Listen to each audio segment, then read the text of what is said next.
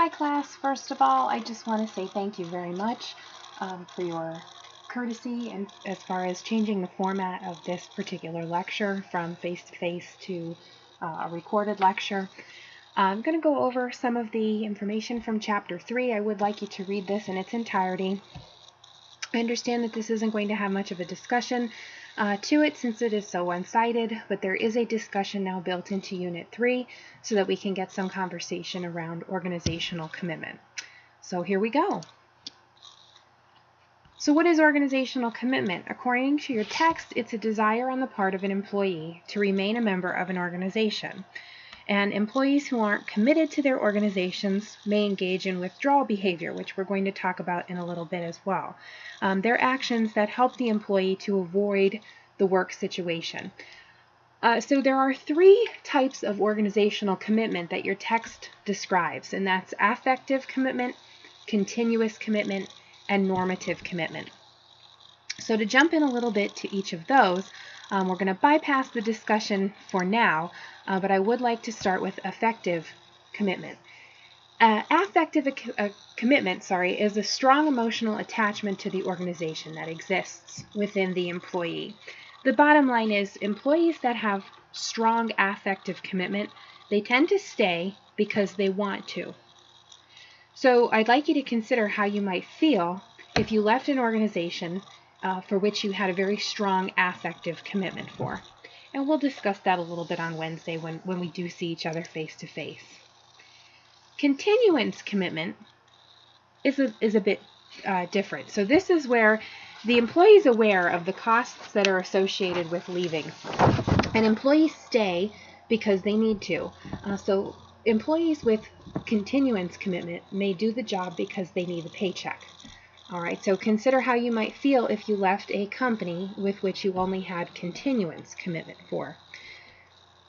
Embeddedness is it summarizes an individual's links to the organization. So think about how closely the employee is embedded into the organization and what he or she would have to do to what he or she would have to sacrifice for a job change. So the more embedded a person is, the more likely he or she will stay within their current position or within the organization itself.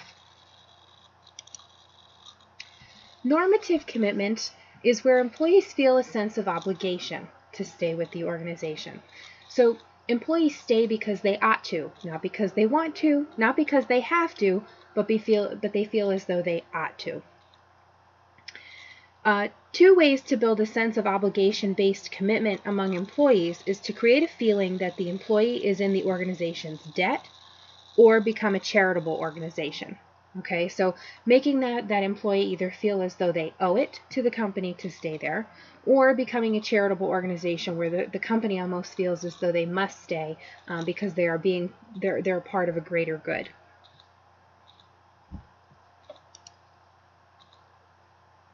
So taking a look at these kind of in a graphic, so we look at overall organizational commitment through the lens of affective, continuance, and normative commitment. And if you take a look, felt in reference to one, so the company, top management, department manager, work team, specific coworkers, all right, they all exhibit their own levels of commitment. So it happens at each layer of the organization. Another discussion that we'll engage in on Wednesday, but so you have that in front of you so you can consider it for a lively discussion when we meet face to face. Just three small scenarios here that I'd like, like I said, we're going to discuss it, but take a look at those, read through them, and think about what you wish you would do in that particular situation, and then think about what you would actually do within that situation. Now we're going to talk about withdrawal behaviors. So withdrawal behaviors is any set of actions that's performed to avoid the work situation, and it's particularly important during times of organizational crisis. And employees tend to respond to negative work events in one of four ways. We have exit, voice, loyalty, and neglect. So exit is an active, destructive response where the employee removes him or herself from the situation. Okay, so they may decide to quit the organization to remove themselves. Voice is an active, constructive response. So the employee tries to change the status quo. So it's more of a positive reaction. Instead of just cutting themselves out of the problem, they're becoming an active part of the solution. Loyalty is now on the passive side. So it's also constructive, and the employee maintains public support for the company, but privately hopes for improvement. So on the surface, they certainly seem as though they are concerned for the company. They're showing their support. They're loyal employees, but they're not doing anything actively to better the current situation. It's more of a private hope for improvement. And neglect is another passive response, but it's destructive in nature. So it leads to the decline in interest and effort on the job. So employees that have reached this type of withdrawal behavior generally won't do anything to change the current situation, and they begin to lose their loyalty with the company. So an interesting study was done with regards to behavior and the actions that employees take to avoid work. And one study found that 51% of employees' time was spent working. So just over half of an employee's total work time is spent actually doing work. The other 49% they found was spent on doing personal activities, and it also accounted for late arrivals, for employees leaving early, and extended breaks. So the book mentions in Table 3.3 there are 4 types of employees. Excuse me. The stars are considered to have both high commitment and high performance. So high task performance and high organizational commitment. And think back to Chapter 2 when we talked about the different behaviors that we consider when we're talking about task performance. These folks generally respond to negative events with voice. So going back to the 4 ways that employees respond to negative events, the stars will respond with voice. So in a positive response and active. Citizens are high commitment but low performance, so they'll generally respond to these negative events with loyalty. So again, they still have their loyalty to the company, yet they're not doing anything actively to better the situation. Lone wolves are low commitment but high performance. They respond to negative events with exit. So these folks really know what they're doing. They're high performers. They do great with their jobs, but when faced with this negative situation, they will generally remove themselves from the negativity. And then finally, we have the apathetics. These folks have low commitment and low performance. They'll respond to negative events with neglect. So they're not going to do anything to help the situation. They're not going to actively leave. They're just going to neglect their job behaviors and go on day to day, going through the motions. So taking a look at this more in a graphic form with regards to withdrawal behavior and organizational commitment, I hope you can see that there is a correlation here, right? And it's a negative correlation. So the higher organizational commitment, the lower the amount of withdrawal behavior. And whereas the lower organizational commitment, the higher withdrawal behavior we see employees exhibit. Withdrawal behavior takes on 2 different forms. So taking a look at the passive versus active, we could see there's psychological withdrawal, which can generally be seen as neglect. And we have physical withdrawal, or the exit, right? So physically removing ourselves from the situation. Psychological neglect can take the form of daydreaming, just looking busy, cyber loafing, moonlighting, socializing, and you should know what most of those are. Cyber loafing is pretty much surfing Facebook while you're supposed to be doing your job responsibilities. Looking busy is going through the motions, so perhaps you're actually working on personal things, whereas you should be working on your job responsibilities. Moonlighting is where you're working for another organization, which is causing you to not be able to be your best at your primary job. And socializing and daydreaming, I think, are pretty self-explanatory. So these actions provide employees with a mental escape from their work environment. On the physical side, all right, these actions provide a physical escape for employees from their work environment. It includes tardiness, right, or showing up late, missing meetings, actually quitting their job, taking long breaks, or more frequent breaks, and then absenteeism, so calling off of work more often than not. So the text gets into some of the models of withdrawal that you could certainly read. We're not going to go through those, but there's an independent forms model, the compensatory forms model, and the progression model, which we can touch on briefly on Wednesday. But what I would like to discuss is the commitment initiative. So what is it that employers are doing to ensure that employees are committed to that organization? So in general, organizations can foster commitment by being high in perceived organizational support, which could be viewed as an employer's commitment to its employees. So commitment is a two-way street here. Organizations can show support to their employees by providing bonding activities or mentoring activities that are designed to increase the affective commitment, so increasing the employees' want to work for that company.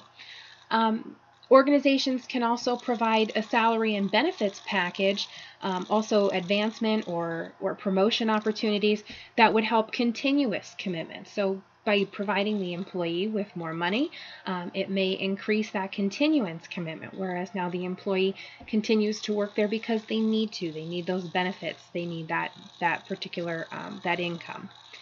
Also, providing training and development opportunities could increase normative commitment.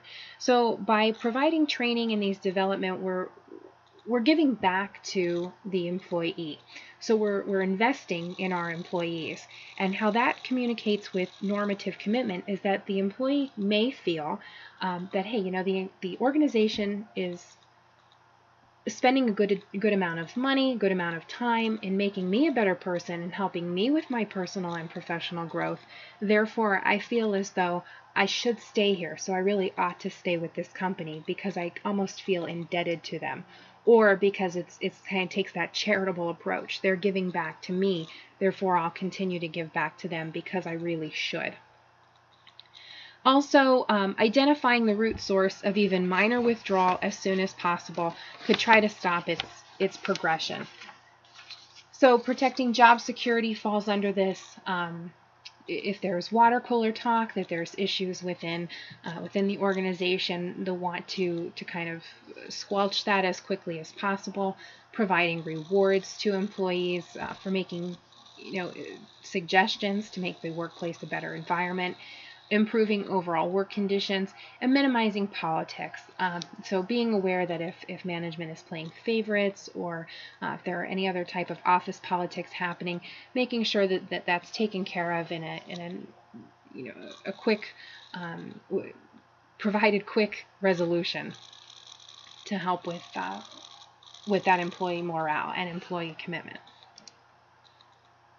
So the assignment is listed in D2L. I'm going to ask you to read the Goldman Sachs case study on page 85 and 86 and answer the 3 questions that follow it. There are just 3 discussion questions. Should not be more than 1 to 2 pages typed and is due in D2L by Sunday at 11:59 p.m. Any questions with that assignment, please feel free to reach out to me via phone or via email or through the live portal. Through that internal mail is fine as well. There is also the course commons discussion board. If you do have a question that could benefit the others in the class, feel free to put that out there as well. Next week, so actually on Wednesday, we're going to recap Chapter 3, and then the following week we'll get into job satisfaction. On Wednesday, I'll most likely start into job satisfaction. We'll just have some discussion about this format and how this particular delivery method worked for you as well.